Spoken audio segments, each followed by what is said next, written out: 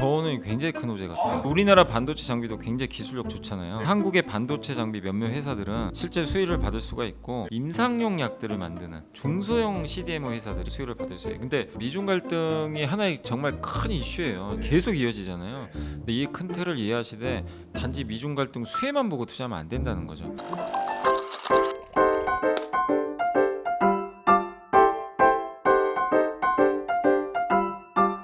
여러분 지갑 좀 두툼하신가요? 통장은 따뜻하신가요? 배는 따스하신가요? 네, 한없이 뜨거운 이 여름 한파가 느껴지는 것 같은 내 마음에 지식 한 잔 채워드릴 박재민의 경제살롱. 안녕하세요, 박재민입니다. 오늘은 주식 이야기, 증권 이야기 나눠보면서 여러분들의 가계 경제에 도움이 될 만한 지식과 정보를 공유해 드리도록 하겠습니다. 오늘도 LS증권의 염승환 이사님 모셔보고 이야기 나누겠습니다. 어서 오세요. 네, 안녕하세요. 안녕하세요. 요즘 뭐 엔비디아는 뭐 끝도 없이 올라가고 뭐 AMD 뭐다 하면 결국은 AI 하면 결국은 반도체, 삼성전자도 결국 반도체, 지금 뭐 한미 반도체 또 뭐 하이닉스까지 반도체 얘기를 지금 뭐 빼놓을 수가 없습니다. 네. 야, 이게 반도체 얘기를 좀 먼저 얘기를 나눠봐야 될 것 같은데, 미국의 바이든 행정부가 최근에 중국의 AI 반도체의 접근성을 제한하는 방안을 검토한다, 이런 기사가 좀 떴습니다. 지금 어떤 상황인가요? 그러니까 이제 지금 미국이 첨단 반도체 중국 규제하는 거 알고 계실 거예요. 네네네. 근데 이제 일반적인 반도체까지도 규제폭을 늘리려고 하는 것 같아요. 아예 통째로. 아예 중국 반도체 너네 하지 마라. 약간 이런 느낌이에요. 그러니까 굉장히 이제 강력하게 나가는 거고. 그렇죠. 얼마 전에 앨런 에스테베즈 미국 상무부 산업안보 담당 차관이 네. 네덜란드랑 일본이 반도체 장비 강국인데 네. 요 회사들이 이제 ASML과 도쿄 일렉트론이 있는데 이 장비 없으면 사실 반도체 만들기 어렵습니다. 네네네.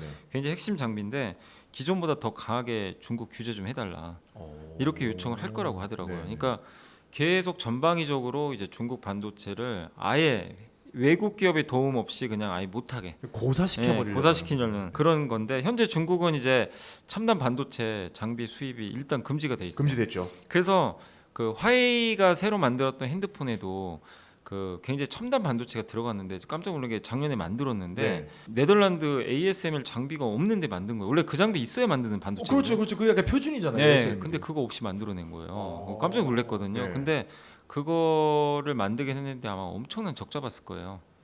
왜 그 장비가 없으면 공정을 정말 어마어마하게 돌려야 돼요. 그렇죠. 그럼 그 돈이 어마어마하게 깨지거든요. 그 개발은 했지만 그게 엄청난 적자금으로 네, 적자. 근데 중국 정부가 보조금을 또 주니까. 그렇지. 네. 그게 지금 계속 그러니까 시장을 교란한다는 그러니까 어떻게 보면 얘기가 이제 나오는 거죠. 이가 없으면 잇몸으로 하는 거예요, 지금 중국. 네. 근데 중국 입장에서 반도체를 안 하면 안 되는 안 상황이에요. 되니까. 그 이제 이유를 제가 한번 좀 말씀을 드릴게요. 뭐냐면 이게 이제 저도 옛날에 이제 이런 게 너무 재밌어가지고 한번 자료도 만들어봤던 건데, 패권, 이게 한번 보시면 패권 국가의 역사, 지금 미국에 반항한 국가 딱 3개입니다. 네. 보시면 소련, 네. 소련 아웃됐죠, 사실. 그렇죠. 우주 전쟁에서도 이제 밀려버렸고. 그렇죠. 일본이 반도체 가지고 이제 미국 한번 이겨보려고 했는데 1등 했었죠, 반도체. 1등 했었죠. 근데 그때 이제 그 프라자 합의하고 네. 사실상 이제 굴복했죠. 그렇죠. 그리고 네. 그 반도체의 기술을 우리가 배워서 우리가 이제 우리가 1등을 하게 된 잘하고 또. 있죠. 근데 지금 이제 중국과 싸우는 거죠. 야. 이제 굉장한 장기전인데 중국과 아무거나 또 싸우는 건 사실 아니죠. 네. 여기 핵심이 사실 이제 반도체인데, 뭐냐면 미국은 뭐죠? 미국은 제조업이 지금 망가져 있죠. 네. 그래서 지금 계속 리쇼인이라고 미국 내에도 공장 지어라. 네. 근데 미국이 아무거나 짓는 게 아니라 반도체 배터리 공장 짓고 그렇죠. 있어요. 핵심 산업들, 네, 고부가 가치 이거를 산업들. 이게 어디 있었죠? 옛날엔 다 중국에 가 있던 거죠.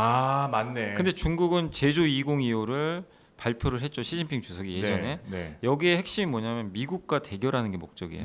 미국을 이기자. 근데 미국이 이기려면 첨단 산업을 육성해야 된다. 그래서 이 4가지를 거론한 거예요. 반도체, 전기차, 배터리, 양자 컴퓨팅. 3개는 다 괜찮게 해요. 네. 오히려 2차원지 세계 1등이잖아요. 그렇죠. 근데 반도체는 지금 안 되고 있는 거죠. 근데 이걸 안 하면 제조 2025의 목표 달성이 불가능해요. 그렇군요. 사실상 제일 중요한 핵심 제일 중요한 키네요. 그겁니다. 그래서 제조 2025의 핵심이 반도체다 보니까 여기다, 그래서 이 네덜란드 아까 ASML 이 회사의 CEO가 그 얘기를 했어요. 이 반도체 장비 이제 중국이 안 주거든요. 네. 근데 이 사람이 뭐라고 했냐면, 미국이 자꾸 저렇게 나가면 중국은 더 자립하려고 성장을. 더 투자를 할 거다. 반도체 네, 절대 네. 포기 안 할 거다. 네. 왜냐면 미국은 포기하길 바라고 이거 하는 건데, 그렇죠. 근데 이 얘기가 맞았어요. 절대 포기 안 합니다. 이게 그래프 보시면 중국의 반도체 장비 수입액이에요. 네. 이게 지금 미국이나 다른 나라에서 안 되니까 우리나라 같은 데서 수입을 해가요. 실제.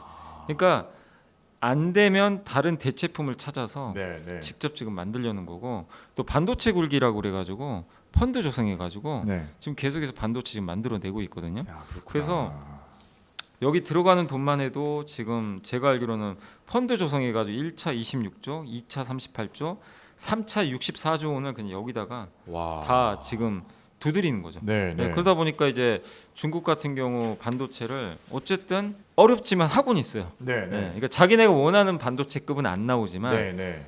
이걸 포기하는 순간 이제 미국한테 이제 종속하겠다는 거죠. 완전히 밀리는 굴복. 거니까. 예, 그래서 아. 중국도 포기를 할 수가 없는 거예요. 네. 이런 구도 때문에 두 나라 간에 음.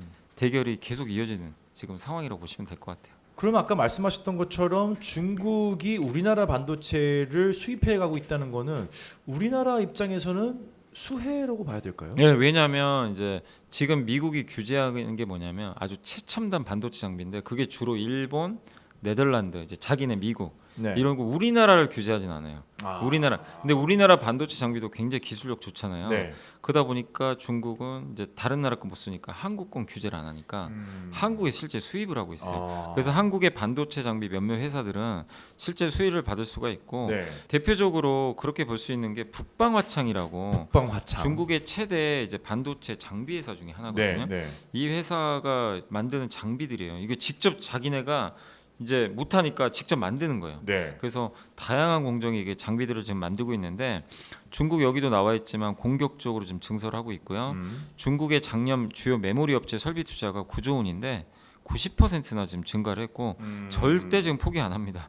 그래서 중국의 지금 식각 장비, 그러니까 이 반도체 만들 때 깎아내는 장비가 있어요. 네, 네. 이 장비 중국의 점유율이 39%까지 올라왔어요. 어. 그러니까 왜냐하면 이제 이 회사에 집중하는 거죠. 네. 돈을 네. 들여서 자립도 하고 있고 우리나라 부족한 거는 한국에서 장비 수입하고 그러면 한국에 여기에 중국 비중이 높은 기업들은 만약 이 구도가 이어진다면 네. 좀 계속해서 수혜를 받을 가능성이 있죠. 오. 다만 이제 리스크 요인은 뭐냐면 네.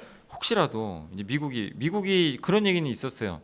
한국 너네도 여기 동참해야지. 그렇지. 그렇게 네. 나올 수가 있죠. 근데 아직은 공식적으로 그렇게 된 건 네. 아니고 한국을 뭐 그렇게까지 아직 규제는 안 하고 있어요. 음. 근데 그럴 수도 있다는 거죠. 네. 그래서 그 전까지는 어쨌든 한국산 장비를 계속해서 수입하려는 부분이 있을 수 있다. 중국 바이오 산업을 규제한다는 생물보안법 발의의 소식도 또 있었고요. 이 이후에 중국이 바이오 USA에 참석하지 않는 등 어쨌거나 반도체뿐만 아니라 정말 핵심 산업, 첨단 산업, 고부가치 산업에서는 계속해서 충돌의 양상이 이어지고 있습니다. 그렇다면 좀 궁금한 게 이제 바이오 쪽도 혹시 우리나라가 좀 이렇게 상대적으로 호재를 좀 볼 수 있는 기회가 있을까요? 저는 굉장히 큰 호재 같아요. 그래요? 왜냐하면 바이오 같은 경우 중국이 미국 기업들과 거래를 정말 많이 해요. 네, 네, 네. 그러니까 뭐냐면 CDMO가 뭐냐면 이제 TSMC가 반도체 위탁 생산하는 업체죠. 네, 네, 네. CDMO는 똑같은 거죠. 약을 위탁받아. 약을 위탁 중국에서 네, 만드는구나. 네. 그러니까 미국 기업들 중에 중국이 주로 하는 거 제가 약간 그 차이만 말씀드릴게요. 삼성바이오가 세계 1위거든요. 네, 이걸 CDMO라고 하는데 위탁이죠. 네. 요 삼성바이오가 하는 거는 주로 임상 다 끝나고 FDA 통과된 거 있죠. 이제 그렇죠. 우리가 이제 처방받을 수 있는 그렇죠. 그런 제품을 주로 위탁받아 만들어요. 코로나 상업화는. 때도 삼바가 그런 백신들 위탁하지 않았었나요? 제가 삼바까지는 정확히 기억 안 나요. 우리나라 기업들도 했던 걸로 제가 기억나요. 네네네. 그런 그때 게 SK 위탁 바이오사이언스도 있었던 아, 것 같고. 네네네. 근데 그런 게 이제 상업화된 거죠. 아. 예, 근데 중국은 좀 다른 게 네. 중국 기업들의 이 CDMO는 상업화 전에 우리 임상 시험들 하잖아요. 네. 임상할 때도 약 필요하죠. 그렇죠. 그 임상 시험용 약을 주로 만들어요. 이게 약간의 차이점이에요. 근데 여기를 거의 장악을 많이 하고 있어요. 그래서 미국의 제약사들이 중국의 대표적으로 우시바이오 같은 게 네, 네. 우시 앱텍 여기다가 주는 거예요. 야 좀 만들어 줘. 우리 이거 임상해야 되니까 그러면 네. 만들어서 줘요. 네. 근데 이 위에 생물보안법이 왜 나왔냐면 이거 우리 미국인들 생체 데이터 왜 중국에 넘어가면 어떡해? 그렇지. 이게 이제 불편한 거예요. 보안 유출. 네. 그래서 초당적으로 합의를 해가지고 생물보안법 아직 통과는 안 됐는데 네. 상임위 통과됐어요. 네. 네. 이제 법만 이제 올리면 돼요. 이제 그럼 투표하면 통과되는 건데 네. 거기까지 갔는데 핵심은 중국 CDMO 기업과 미국 기업 거래하지 마라 이겁니다. 계약 체결하지. 그러니까 근데 미국 기업들이 뭐라고 했냐면 지금 중국과 너무 거래 많이 하는데 이거 네. 못하게 하면 우리 어떡하냐 당장. 네. 대체를 찾을 수도 없고 그래서 2032년까지는 그래 기존에 계약한 거는 인정해줄게. 그래서 2032년까지는 유지는 해요. 문제는 이제 법이 통과되잖아요. 네. 신규 계약은 이제 못하는 거예요. 못하는구나. 그러면 이 신규 계약은 누구랑 해야 되냐? 중국 외의 기업. 우리나라랑? 우리나라에 있잖아요. 그렇구나. 그래서 삼성의 수혜도 일부 있겠죠. 삼성바이오. 네, 근데 삼성바이오보다는 임상용 약들을 만드는 음. 그런 CDMO들이 오히려 더 그러니까 중소형 CDMO 회사들이 우리나라도 있거든요. 네. 이런 회사들이 저는 더 수혜를 받을 수 있어요. 근데 조건이 미국 회사들이 아무한테나 이거 맡길 수 없잖아요. 검증을 받아야 될 거 아니에요. 네. 그래서 미국 FDA 승인받은 건 CGMP라고 그래요. 이게 네. 약을 만들 수 있는 그 위탁 생산하는 CGMP, 유럽은 EU GMP인데 네. 이거 인증을 받은 회사들도 있어요. 우리나라에. 그럼 음. 이 회사들은 중국 대신 거래를 할 가능성이 굉장히 높아요. 곧바로 들어갈 수 있군요. 예, 그래서 이런 것들을 좀 인증을 받은 회사들, 뭐 여기 밑에도 제가 적어드렸지만 뭐 ST팜이라든가 동아 ST팜 이 기업들이 모두 다 받은 건 아니고 네. 받을 지금 준비하는 기업도 있고 네. 이미 받은 회사도 섞여 있어요. 음. 근데 이런 회사들이 어쨌든 중국의 그 공백을 이제 메꿀 수 있는 거죠. 그렇구나. 예, 그래서 저는 바이오 쪽도 이런 거에 의해서 굉장히 큰 수혜 받지 않을까. 중국은 굉장히 안 좋은 게요. 중국 매출 이 바이오 기업 그 요 CDMO 회사들의 매출 절반이 미국이에요. 그래서 실제 주가가 반토막 났어요. 반토막 앞으로도 반토막 더 날 수도 반토막이 있겠어요. 나버렸어요. 이 이슈가 터지고 나서. 그렇구나. 예.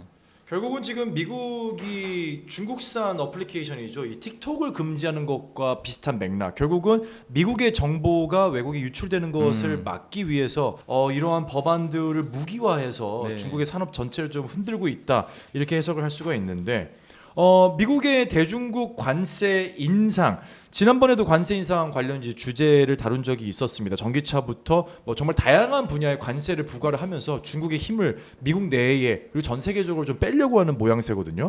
태양광 관련주의 수혜 기업들에 대한 기사도 본 적이 있는데 이것과 관련된 태양광과 관련된 수혜 기업들은 또 어떤 것들이 있을까요? 아 이게 참 불편한 게 태양광도요 중국이 꽉 잡았어요. 태양광은 사실 그냥 중국이 다 그래서 태양광 가격이 다 폭락을 한 거예요. 네. 그러니까 중국산 태양광 가격은 중국 회사마저도 좀 부도날 정도로 너무 공급 과잉이에요. 그냥 너무 막 찍어내. 관세상, 예. 그냥 맞아요. 그러다 보니까 이제 우리나라 기업들도 당연히 피해를 많이 봤죠. 네. 예, 가격이 너무 낮아지니까. 근데 미국에서도 역시 이제 그런 걸 알았는지 중국산 태양광 이제 쓰지 말자. 그래서 중국산 태양광 전지 관세를 50% 이번에 2배 인상했죠. 야 관세가 예. 50%. 그리고 양면형 태양광이라고 있어요. 보통 네. 이제 태양광 패널이 앞면만 받는 한 게 면이죠. 있고, 네. 근데 뒤에서도 받는 게 있어요. 양면형. 오. 근데 그건 관세 부과를 안 했어요. 그럼 중국 회사들이 그건 다 이제 이거 관세 안 부과하네? 네. 이걸 계속 한 거예요. 넣은 거예요. 음. 그러니까 이제 미국에서도 막 공급광이 생긴 거죠. 그렇구나. 그래서 하나솔루션이 네. 중국과 경쟁하잖아요. 아. 그래서 요청을 한 거예요. 네. 이 양면형도 해달라 관세부가. 근데 받아들였어요. 오. 그래서 이번에 양면형 태양광 패널도 14.25% 관세 들어갑니다. 네. 그러니까 중국한테는 굉장한 타격이 될 수 있고 또 한 가지가 2022년도에 무슨 일이 있었냐면 그 중국산을 규제를 하니까 네. 중국이 이제 머리를 쓴 거죠. 야, 우리 동남아 우회에서 들어가자. 아 그렇게 하지. 아시죠? 예. 네. 그래서 여기 이제 그림도 그려놨는데 원래 중국이 옛날에 직접 납품을 했는데 지금 네. 중국에서 미국으로 들어간 태양광 거의 없어요. 비싼데 뭐 있겠습니까? 네, 네. 그래서 요 네 개 나라 있죠. 태국, 베트남, 캄보디아, 말레이시아. 약간 출처를 세탁하는 거죠. 예, 여기를 통해서 들어가요. 음. 그래서 22년도에 미국이 조사를 해본 거예요. 네. 중국산이 맞나 안 맞나. 네. 봤더니 중국산이 맞아요. 아이고야 이런. 예. 근데 우리나라도 지금 그 하나솔루션이 동남아에 공장이 있는데 거기는 다행히 면제 판결을 받은 네, 거죠. 네, 네. 근데 이 여 네 개국 통해서 미국에 들어가는 건 이제 관세 부과하자. 야, 너네 중국산이잖아. 네. 근데 여길 통해서 들어오는 게 이제 가격도 저렴하고 하다 보니까 미국에 태양광 설치하는 기업들이 네. 어쨌든 요청을 한 거죠. 이거 당장 만약에 끊어져 버리면 설치 이제 하기가 좀 어렵잖아요. 그래서 미국이 2년 동안 유예를 해준 거예요. 2년 동안은 야 관세 면제. 네. 근데 그 날짜가 이제 드디어 지났어요. 6월 6일까지였어요. 얼마 안 6월 됐네요. 7일부터는 이제 관세부가 들어갑니다. 네. 여기 관세가 제가 알기로는 뭐 많으면 200%까지 붙는 걸로 알고 있어요. 세금이 200%요. 네. 그래서 실제 무슨 일이 일어나냐면 6월 초에 이게 결정이 됐거든요. 네. 이제 관세부의 유예가 종료된 게 그러자마자 중국 최대 태양광 기업 이름이 룽지 리넝이라고 있거든요. 여기가 동남아 현지 공장 폐쇄 결정을 내렸어요. 이제 안 되는 거죠. 여기서 이미 들어가는 순간 관세 폭탄 맞아버리니까 안 되고, 중국의 또 다른 태양광 모듈 업체 트리나솔라도 태국과 베트남 현지 공장 생산하는 거 중단해 버렸어요. 네. 이거 이제 안 되겠다. 그래서 중국은 아시겠지만 22년 기준으로 세계 시장에서 태양광 모듈 78, 셀 85, 웨이퍼 97, 폴리실리콘 88%를 맞아. 장악을 한 국가예요. 웨이퍼도 거의 독과점이었어요. 예. 근데 요게 보시면 예전에 저희 이제 당사에서 나왔던 자료인데 네. 중국이 장악한 공급망이에요. 음. 보시면 이게 광물 추출 얼마 안 돼요. 이 진한 파란색 선 있죠. 네, 네. 광물 정제, 전기동, 알루미늄, 니켈, 코발트, 리튬, 망간, 이게 중국이 이걸 이렇게 정제를 해야 쓸 수 있죠. 네. 꽉 장악을 한 거죠. 요 밑에 보면 중국이 안 들어간 게 없어요. 재료는 중국. 배터리 소재 중국, 셀, 전기차, 폴리실리콘, 태양광. 근데 점유율이 압도적으로 높아요. 네. 그러니까 중국이 이런 사업들을 꽉 장악하고 있는데 이거를 못하게 하는 법안이 사실 IRA 법안이죠.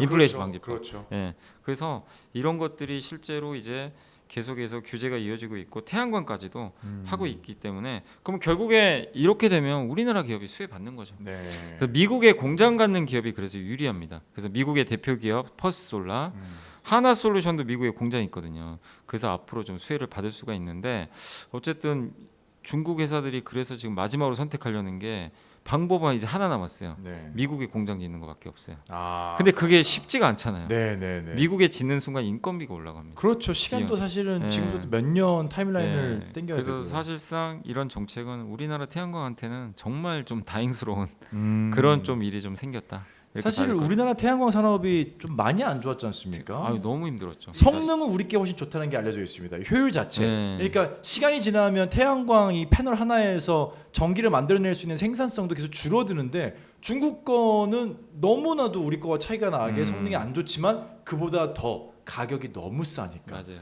우리나라 기업들이 정말 뭐 줄도산을 할 정도로 참 힘들었는데, 이런 건 좀 희소식인 것 같습니다. 앞으로도 뭐 남의 불행이 우리의 행운이 돼서는 안 되겠지만 산업 분야에 있어서만큼은 우리가 좀 기회가 많이 왔으면 네. 좋겠다는 생각이 듭니다.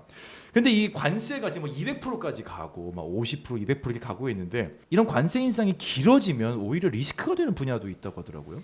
이게 그건 무슨 왜냐하면 말이에요? 우리나라의 원래 이 수출 구조가 많은 부분이 이렇게 갔었죠. 그러니까 여기 그림을 그려보면 우리나라 같은 경우 여기 한국에서 중국으로 중간재를 납품을 해요. 그렇죠. 그러니까 예를 들면 여기 아이폰 공장 있잖아요. 네. 중국에 아이폰 공장이 있는데 아이폰을 들어가는 그 안에 부품들을 어떤 모듈이나 이런 네, 것들. 맞아요. 반도체도 네, 네. 반도체부터 디스플레이까지 카메라도 네. 카메라 LG 거 들어가거든요. 그렇죠. 이런 것들을 여기 중국 아이폰 공장에 보내요. 네. 보내면 여기서 조립을 하죠. 음. 조립해서 애플에 보내주죠. 그렇죠. 이렇게 해서 이제 구조가. 네. 우리나라 구조는 이렇게 해서 수출을 많이 네, 했던 구조인데 이게 서로 둘이 싸우니까 네. 중국 거를 이제 안 사려고 하면 아. 중국이 이제 만약에 아이폰을 예로 든 거예요. 만약에 이렇게 하나만 이 가정을 한다면 아이폰 주문이 줄겠죠. 줄죠. 중국산 아이폰 주문이 줄겠죠. 네. 그럼 우리는 중국에 많이 수출을 했는데 네. 여기 주문이 줄면 이 기업들은 공장 가동률이 줄고 굉장한 타격을 받게 되는 이게 우리나라한테 오는 거예요. 거예요. 오는 거죠. 왜냐하면 우리나라는 소비재도 물론 수출도 하지만 이런 부품들을 주로 만들고 중간재라 그러죠 보통. 네, 네, 네. 그래서 중국을 통해서 많이 갔거든요. 아. 그래서 타격을 받을 가능성이 높아요. 그래서 옛날에 2018년도에 미중 관세 전쟁 터졌을 때 네, 네. 한국 증시가 너무 안 좋았어요. 그러네요. 생각해 보니까 그러네요. 그런 이제 구조가 있었던 거죠. 그래서 이 우리나라한테 이런 부분들이 좀 피해가 되고, 또 한 가지가 미중 갈등 때문에 이 공장들이 지금 다 어디로 가죠? 인도나 베트남 가죠. 맞아요. 그럼 중국의 일자리가 줄어들어요. 중국 내수가 점점 줄겠죠. 그러면 중국에서 소비재 판매하던 기업들이 있죠. 뭐 화장품부터 의류회사, 그 회사들 주가가 어마어마하게 안 좋아졌죠. 네, 실제로 네. 안 좋아졌죠. 네. 그러니까 이제 이런 미중 갈등이 우리 한국한테도 좋은 점도 있어요. 있는데 또 몇몇 기업들한테는 굉장한 또 피해가 가니까. 그러겠네요. 예, 이런 사업 구조에서. 그러니까 네. 중국의 의존도가 높은 기업들 있죠. 네, 우리나라 네. 기업들 중에 그런 기업들은 어쨌든 피해를 볼 수밖에 없는 그런 상황으로 좀 갈 수밖에 없었던 것 같아요. 근데 다만 트럼프 행정부하고 바이든 행정부의 좀 차이점은 네. 트럼프는 전방위적으로 모든 제품에 다 관세 부과해요. 그랬죠. 예. 근데 바이든은 좀 반대로 몇몇 제품을 좀 골라서 핀포인트를 좀 예. 했죠. 그러니까 핵심 제품만. 네. 그래서 약간 영향은 덜할 수 있지만 만약에 음. 트럼프가 대통령이 되면 중국산 모든 제품에 60% 관세 들어갑니다. 그냥 껌 하나도 60% 그냥 들어가는 거예요. 야. 이거 이제 그러면 우리나라 기업 중에 또 피해 보는 기업도 나올 수도 있어요. 그러게요. 그러니까 이거는 트럼프 전 대통령이 되는 경우는 또 그런 부분도 되게 좀 불편할 수도 네. 있다 이렇게 봐야 될 것 같아요.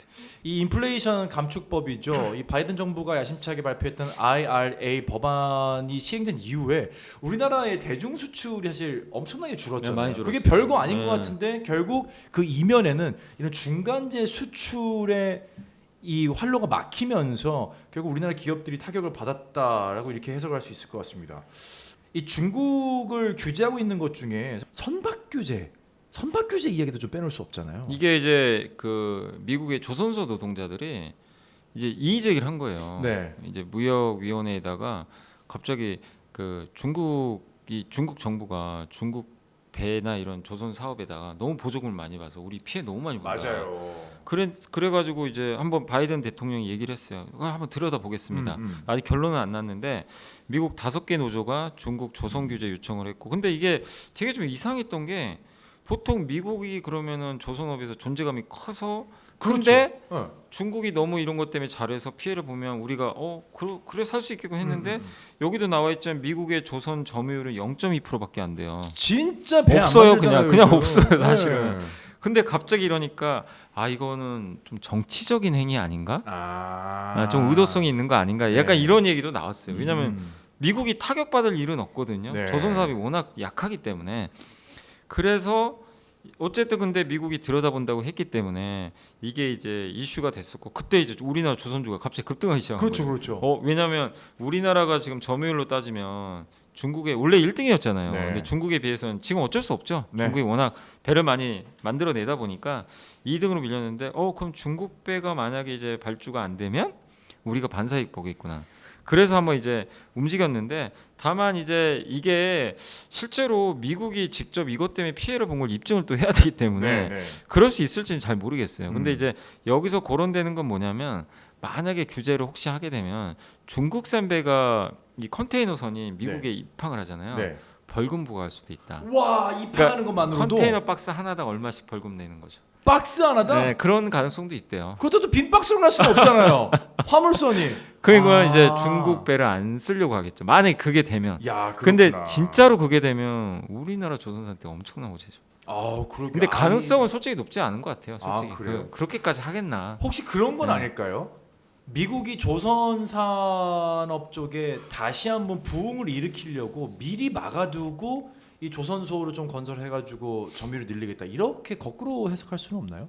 그러니까 이거를 군사 목적으로 많이들 얘기를 해요. 항상. 그러니까. 왜냐하면 네네네. 이제 여기도 지금 적어왔는데 네네네. 미국의 해군력이 굉장히 저하돼 있어요.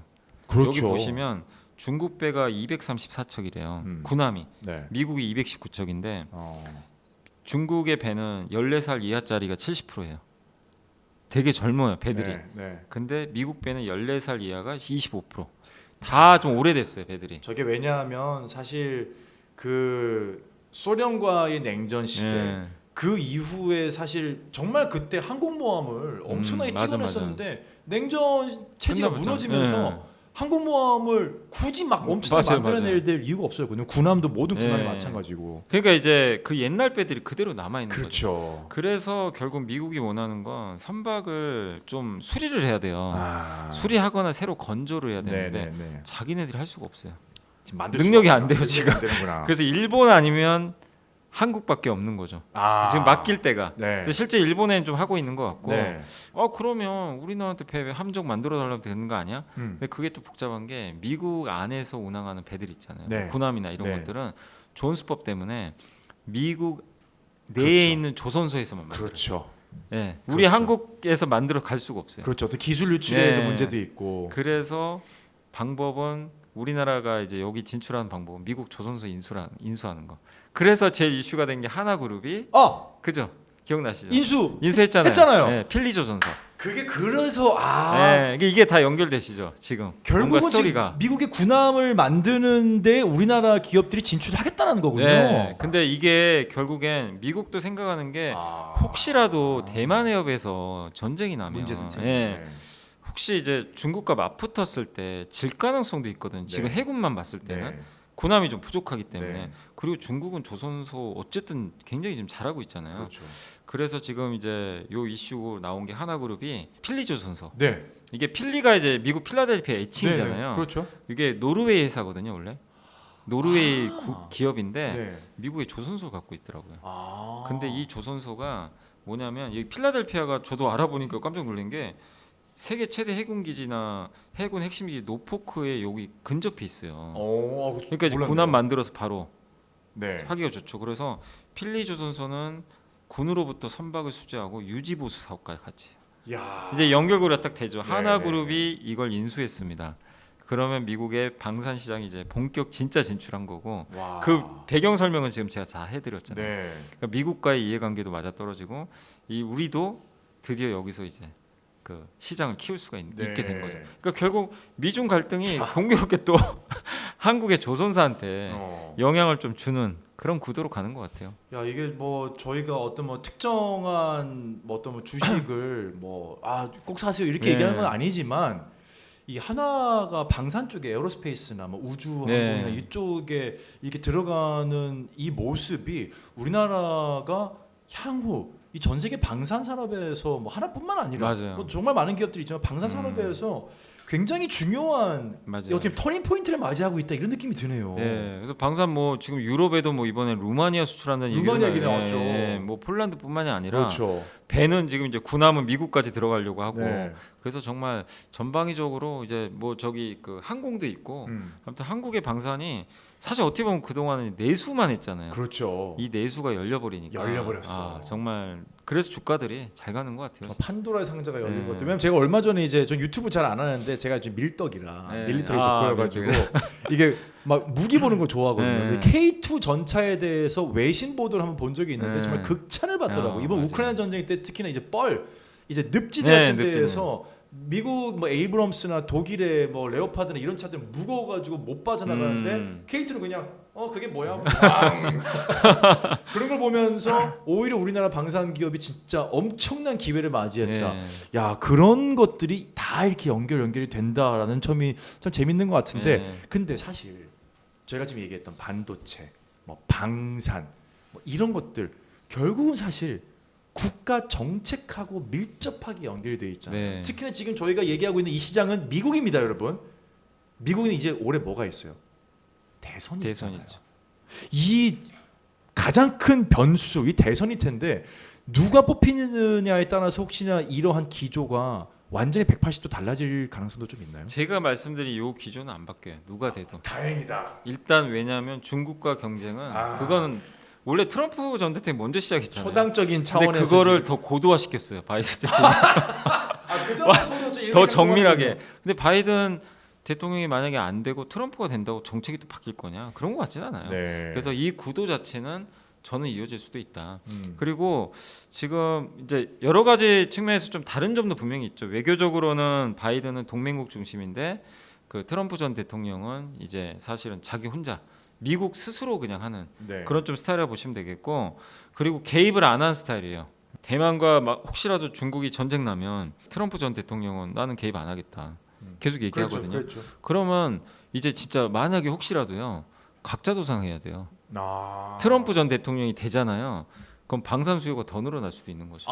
그러네. 이제 각 미국이 안 도와준다고 그러네. 이럴 수도 있는 거죠. 네, 네. 예. 그러니까 그런 부분도 좀 염두에 두시면 좋겠고 경제 정책은 약간 다른 게 바이든 대통령은 친환경에 특화된 사람이고, 네. 근데 트럼프는 정반대죠. 그렇죠. 그럼 친환경주한테는 좀 안 좋을 수 친환경 있거든요. 그게 뭐야? 네, 야 맞아요. 기름 더 퍼내. 예. 그래서 이건 뭐 워낙 유명한 이슈니까. 네. 근데 어떻게 될지 모르겠고, 그러나 어쨌든 공통점은 결국엔 미국 우선주의고 누가 되든 간에 미국에 공장 지어라, 제조업 육성해라. 네. 이건 바뀌지 않고 중국과 대결은 계속 간다. 그렇구나. 이 큰 줄기는 바뀌는 건 없다. 네. 그래서 거기서 어쨌든 이제 수혜받는 기업들도 있을 텐데 네. 어쨌든 그 공통적으로 저는 수혜받는 게 그래서 AI에 AI 대해서 뭐 이견이 없고 그렇죠. 우주항공, 이건 네. 시대의 부름이니까. 네. 그리고 로봇 산업도. 그렇죠. 네.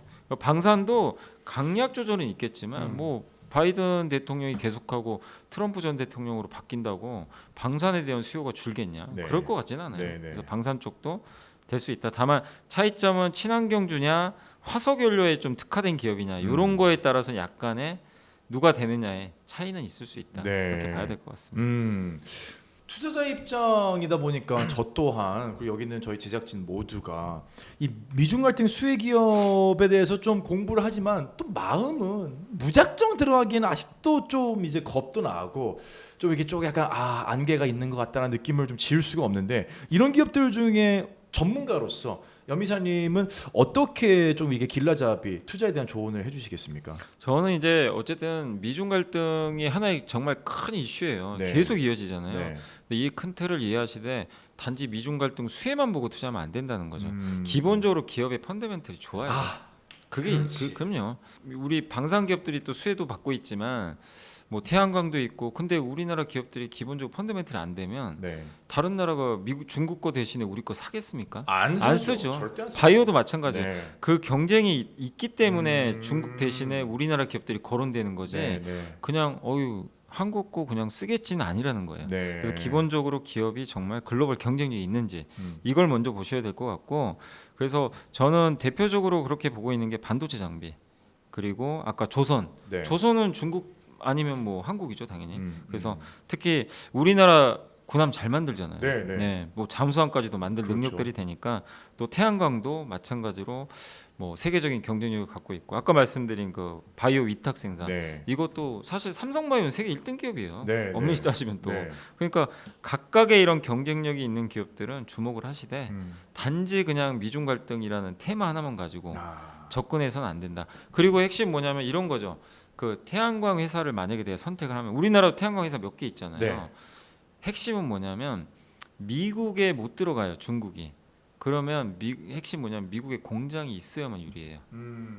다른 나라에서는 중국 규제 안 하거든요. 네. 그럼 미국 안에서 미국 공장을 갖고 있는 기업. 근데 만약에 우리나라 기업인데 미국에 공장이 없어요. 태양광 회사인데 그러면 큰 수혜는 못 받는 의미가 거예요. 없구나. 그래서 미국에 공장이 있는 기업.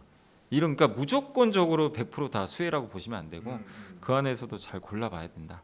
이렇게 좀 말씀드리고 싶습니다. 굉장히 중요한 말씀인 것 같습니다. 이 미중 갈등은 이거 자체가 펀디멘탈이 아니라 하나의 테마라는 거죠. 그렇다면 결국 가장 중요한 본질은 뭐냐? 그 회사가 충분히 경쟁력이 있고 기술을 갖추고 있느냐를 먼저 봐야 될 것 같습니다. 오늘도 하나를 좀 배워가네요. 사실 이 미중 갈등 속에서 그 관련 산업들은 무조건 되는 거 아니야? 라고 생각을 했는데 결국은 그 명과 암은 그 기업이 갖고 있고 이 미중 갈등은 하나의 외부적인 환경의 변화, 하나의 테마로 봐야 된다. 이 시기에 좀 더 공부를 해보시면 좋을 것 같습니다. 이런 공부 하나하나가 정말 나중에 우리 투자의 성공의 지름길이 되니까요. 다시 한번 우리 염승환 이사님과 함께 좀 펀디멘탈, 이 가장 기본적인 근본이 되는 공부를 할 수 있는 시간을 앞으로도 매주 함께 하셨으면 좋겠습니다.